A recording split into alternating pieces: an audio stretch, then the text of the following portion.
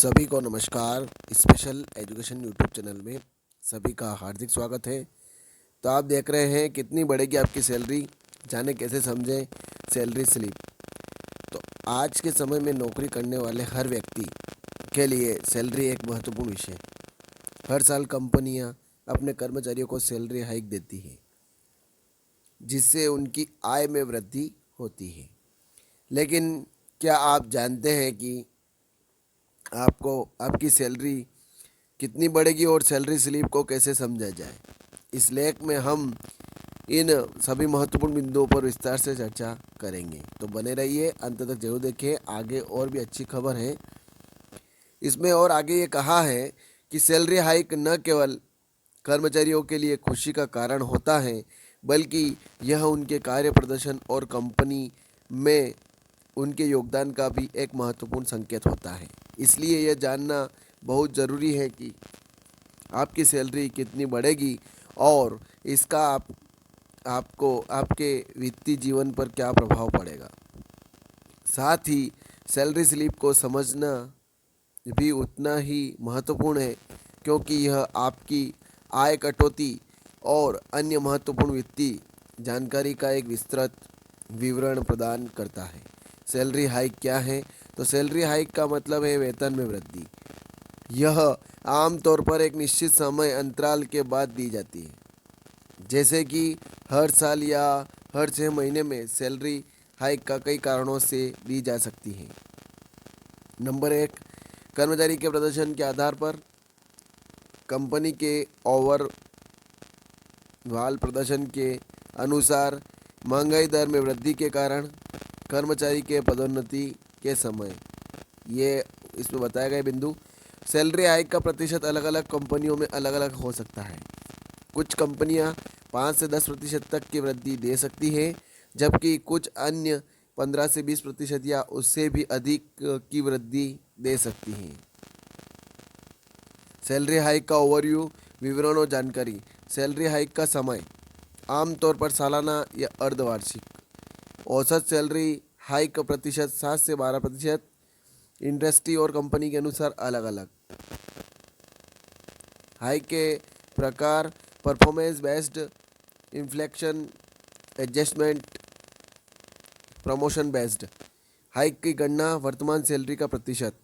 Tax applications, तो बढ़ी हुई सैलरी पर अधिक टैक्स देना पड़ सकता है।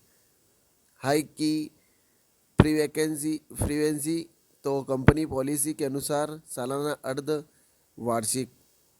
हाइक का प्रभाव: take home salary, PF contribution और अन्य बेनिफिट्स पर। सैलरी स्लिप को कैसे समझें? तो सैलरी स्लिप एक महत्वपूर्ण दस्तावेज है जो आपकी मासिक आय और कटौती का विस्तृत विवरण प्रदान करता है।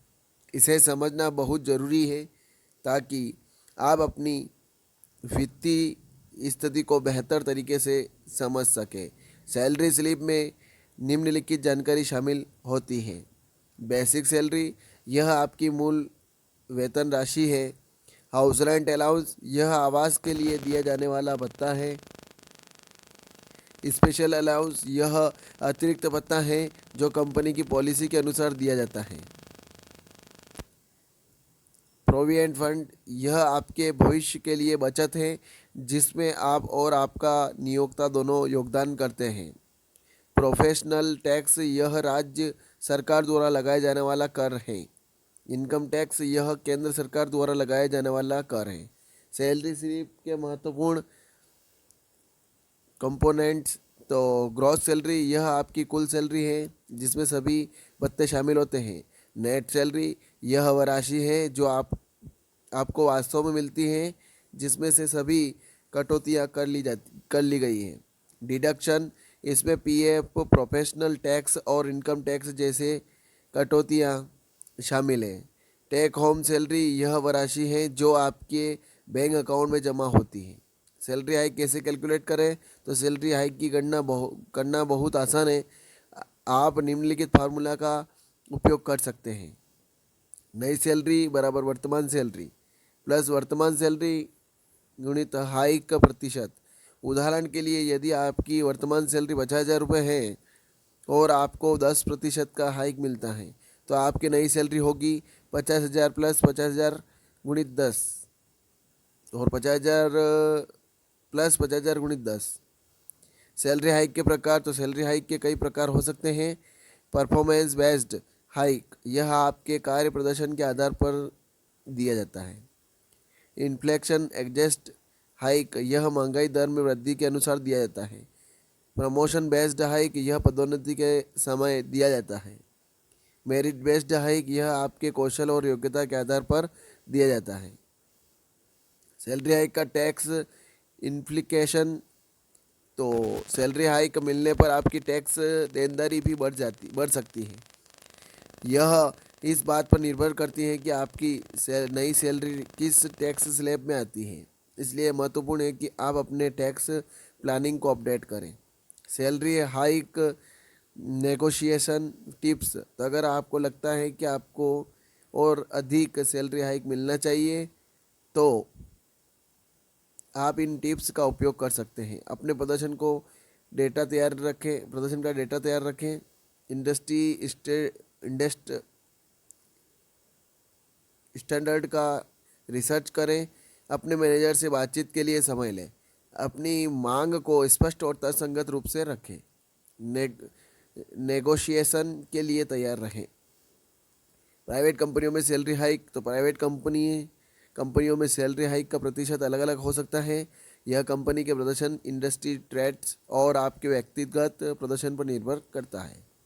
आमतौर पर प्राइवेट कंपनियां सरकारी क्षेत्र की तुलना में अधिक फ्लेक्सिबल होती है और बेहतर प्रदर्शन करने वाले कर्मचारियों को उच्च प्रतिशत का हाइक दे सकती हैं। प्राइवेट कंपनियों में सैलरी हाइक के फैक्टर्स: कंपनी का वित्तीय प्रदर्शन, इंडस्ट्री टैक्स ट्रेड्स, कर्मचारी का व्यक्तिगत प्रदर्शन, कर्मचारी की स्किल्स और अनुभव, कंपनी की ग्रोथ स्ट्रेटजी।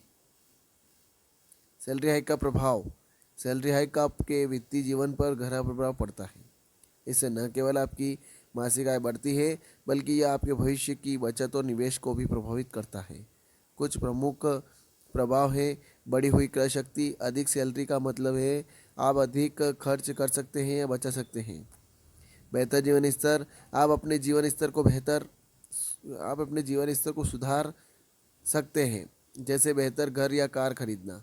अधिक बचत और निवेश, आप अपनी भविष्य की वित्तीय सुरक्षा के लिए अधिक बचत और निवेश कर सकते हैं। कैरियर ग्रोथ, सैलरी हाइक आपके कैरियर में प्रगति का संकेत है।